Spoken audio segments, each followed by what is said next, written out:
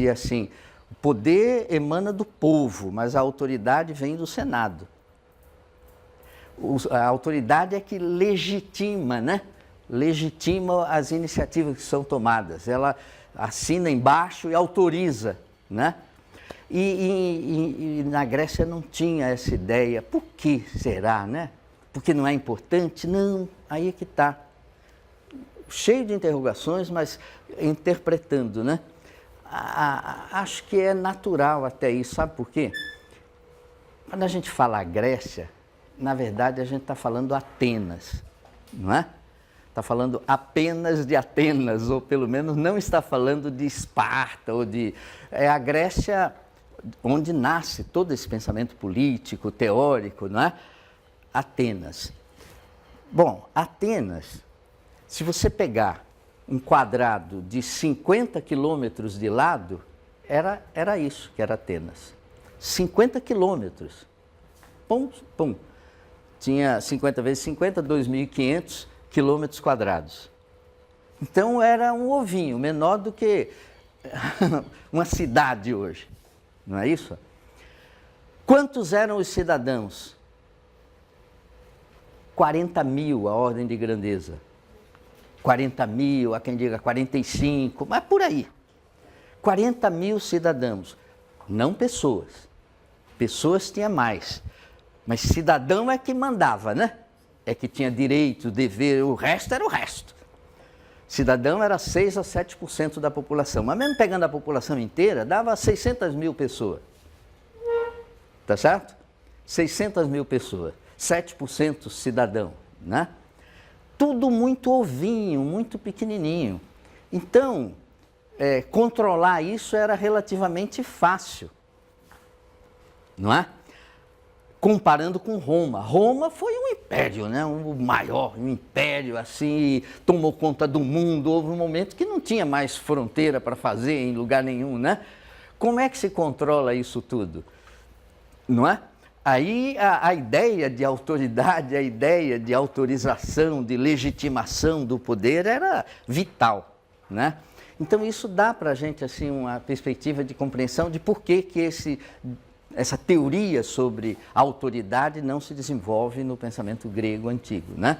Tudo vem do direito, é tudo romano, né? Nas faculdades de direito, a fonte de tudo é Roma, né? É o Império Romano. Eles que precisavam brigar por aquilo, senão a coisa virava bagunça, não é? Na Grécia eles viveram, não foi também um período longo em termos de décadas, poucas décadas, aquela ideia de democracia participativa e tudo, pouca gente, local pequeno e poucas décadas, né? Logo, até naquele pequeno grupo houve problemas, né? Bom, então é isso, ó. Quer dizer, a gente tem a força, o poder e a autoridade. A força bruta, sempre indesejável, sempre, nem sempre evitável, não é? Nem sempre evitável. Entra um doido aqui com a arma na mão e quer fazer besteira, a gente adora que venha a polícia e limite essa pessoa, né? Haja e, se precisar, prenda, amarre e tudo, né? Agora, sempre indesejável. A força que se exerce sem uma estrutura de poder, pior ainda, porque isso é o que ocorre em períodos revolucionários, períodos em que há mudança na estrutura de poder, como a Revolução Francesa. Aí vira o domínio da força. Uma semana, a metade da direita corta a cabeça da metade da esquerda. Na outra semana, a metade da esquerda corta a cabeça da metade da direita, não é? Sem estrutura de poder, porque está se redefinindo, né? A revolução é essa mudança radical nos projetos, não é isso? É uma coisa sempre efêmera quando quem manda é a força, sempre efêmera. Nunca estabilizou, nem a pessoa mais pessimista do mundo consegue enxergar na história um período longo que tenha se consolidado exclusivamente por conta da força bruta. Isso é sempre passageiro, né? Sempre temporário. A estrutura de poder, sim, garante, quer dizer, o poder usa a força, mas tem uma estrutura mínima, né? De consentimento, porque o poder essa ação consentida, essa coação consentida. Mas nem toda coação é legítima. A gente aceita a coação que vem da norma. Mas a norma é uma coisa viva. Chega uma hora que a norma não, já perde a legitimidade, né? Aí tem que mudar. E essa é a questão ética. Não é isso? Então, a gente precisa, na organização do Estado, chegar no nível da autoridade. A autoridade aí é mais do que a coação legítima, é a coação concertada, né? Concerto, consentida por ser considerada justa, legítima, né? Todo Estado nasce, tem uma Constituição, que é a lei maior, e que remete a toda outra estrutura legal, né? E essa legitimidade vem da lei, assim, no momento em que essa legitimidade é posta em questão, por conta do envelhecimento, vamos dizer assim, da norma, a norma vai ficando, tem que mudar, né? Porque se não mudar, aos poucos, isso vivo vai perdendo a legitimidade, né? Nem toda norma, assim, é legítima, ela vai perdendo essa legitimidade. O poder que se exerce, né? Orientado assim por normas legítimas, esse é o exercício da autoridade. Vamos discutir mais devagar sobre a própria ideia de autoridade. Uma teoria sobre a autoridade é relativamente recente, não é? E você vê de um modo mais geral sobre o Estado, sobre a política, mas sobre a própria ideia de autoridade é mais ou menos recente. Há um autor importante a que quase todos que fazem uma teoria sobre a autoridade se referem, né? Que é o Kojève, A Noção de Autoridade. Esse livro é um pouco datado, mas ele é seminal, ele está na origem de muitas referências sobre a ideia de autoridade. Eu nem indiquei para leitura porque há esse outro que eu já indiquei, já apareceu na lista de textos aí, que é da Myriam Revaud-Dallon, né? Que é Le Pouvoir des Commencements, ou Ensaio sobre a ideia de autoridade. E usa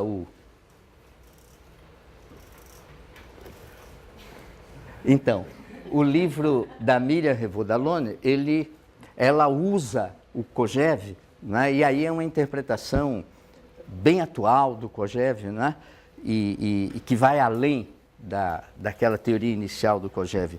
Esse livro é especialmente interessante, esse da Myriam, né? Ao falar de autoridade daqui a pouco, eu não conheço tradução de nenhum dos dois. Não conheço. Dá para procurar mais. Houve uma época que eu procurei, não achei, depois não fiquei procurando, né? Ela já veio ao Brasil, fez palestra aqui, né? Esse livro é de 2006, né? Mas vale a pena, não é esse daqui.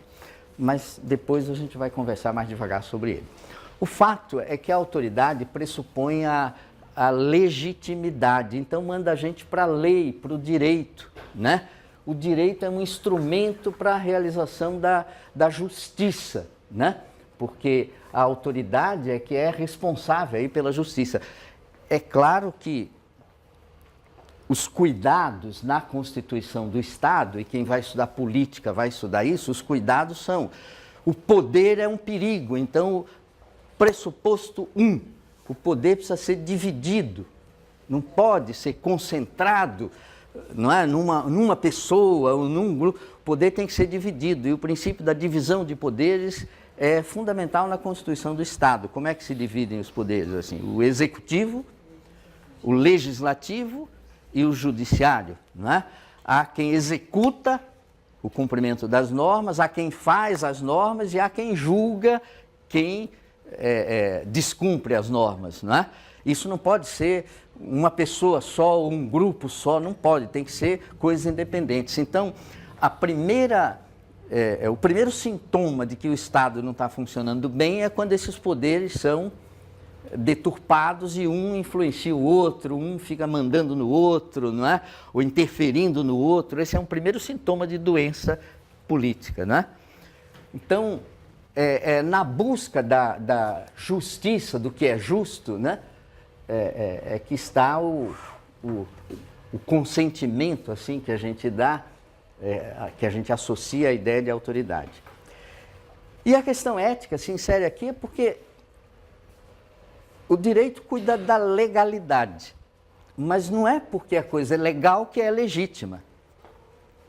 O direito, eu analiso, a lei é essa. A lei é essa, furou. Mas essa lei já não está mais traduzindo aquilo que a sociedade pensa. Mas então tem que mudar a lei, porque enquanto não mudar a lei, quem não cumprir tem que ser preso, tem que pagar por isso e não sei o quê, não é? Então, a ética está nesse espaço de reflexão sobre a legitimidade, não é? E isso é muito interessante quando a gente pensa a perspectiva do governante. Tem um livro do Weber, Max Weber, um livro chamado Ciência e Política, Duas Vocações. Esse livro é muito citado, muito conhecido por conta de uma perspectiva do Weber a respeito da ética, que é a seguinte, 2 páginas, 3 páginas, vocês podem folhear aí. Mas a perspectiva do Weber é assim, há a ética da convicção e a ética da responsabilidade. Um governante, ele pode estar convicto de que isso daqui é que é o certo, mas não basta a convicção pessoal dele para ele fazer isso do jeito que ele acha que é o certo. Não basta essa convicção pessoal. No momento em que ele é um governante, é um legislador, é um executivo, é um juiz, ele tem que ir além da convicção pessoal. Ele tem, e o Weber chama isso de que levar em consideração uma ética ligada à responsabilidade, quer dizer, as coisas pelas quais ele responde têm que ser levadas em consideração, não é?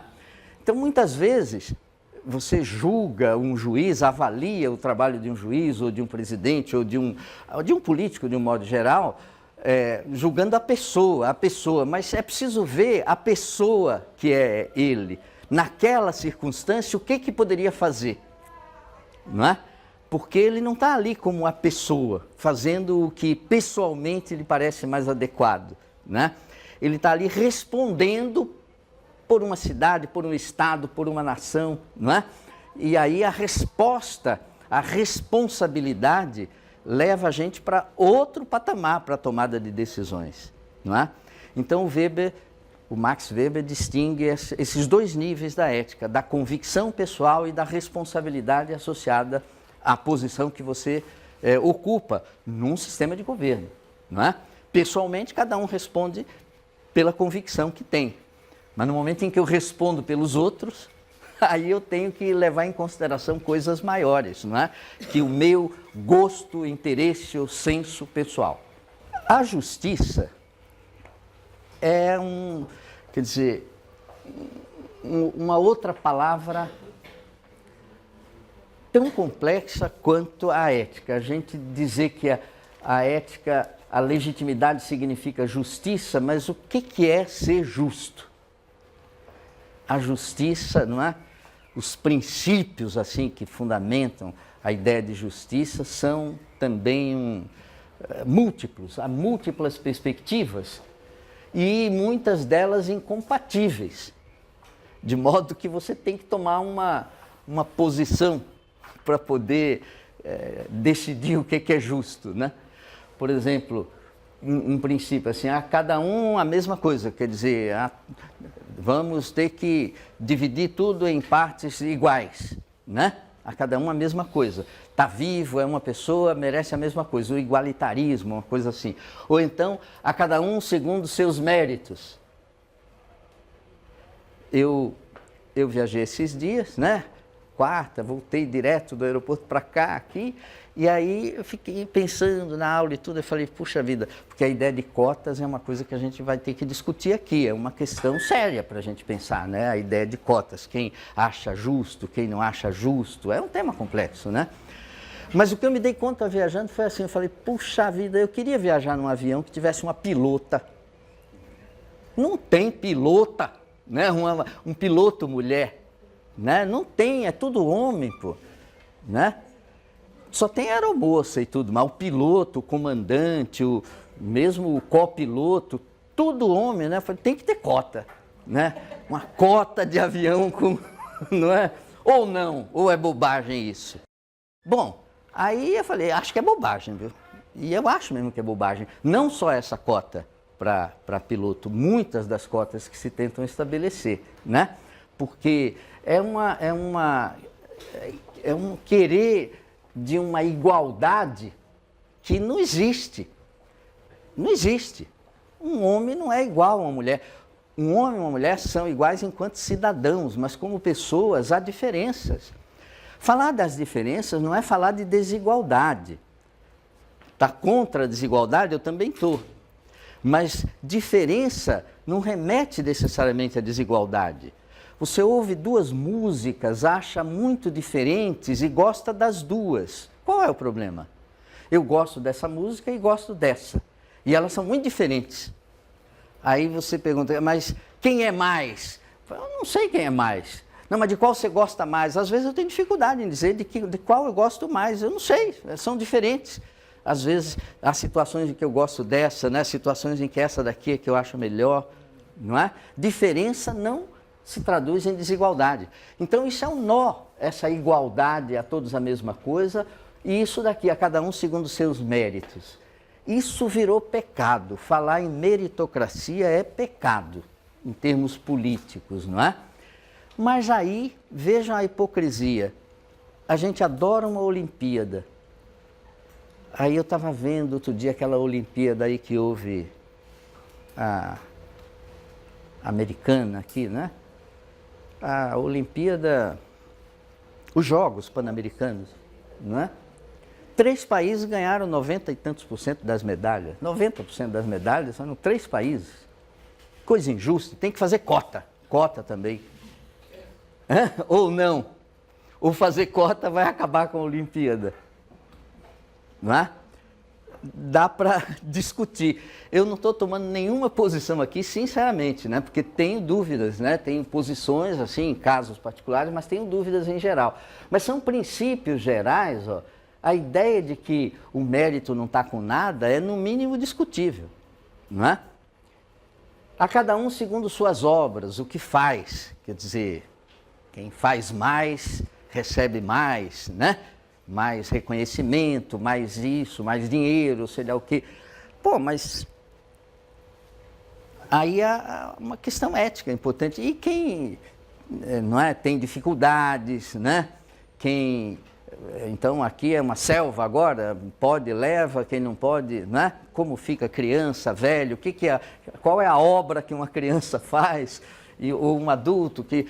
Então, os princípios que a gente chama da coisa justa, há muita discussão, muito espaço para se discutir. A cada um segundo suas necessidades, quem precisa mais, precisa de mais coisa, precisa receber mais do que quem precisa de menos, não é? Dependendo de como você olha, cada uma desses princípios, aí, cada um desses fundamentos é defensável. Ou, dependendo de onde se coloca para olhar, é indefensável. Não é? Não, estou fora. Então, o que sobra mesmo é assim, a cada um segundo o que determina a lei. E aí isso nos leva direto para como é que nasce uma lei, como é que se muda uma lei, que é a questão ética de base, não é? Porque a igualdade é perante a lei, né? A justiça tem que ser o cumprimento da lei. Se a lei não é legítima, tem que mudar a lei, né? Como muda, tem que ter um instrumento para mudar, tem que ter uma estrutura de poder, não é? Tem que ter política para poder mudar, não é mudar porque uma pessoa decide. Então, a encrenca é grande.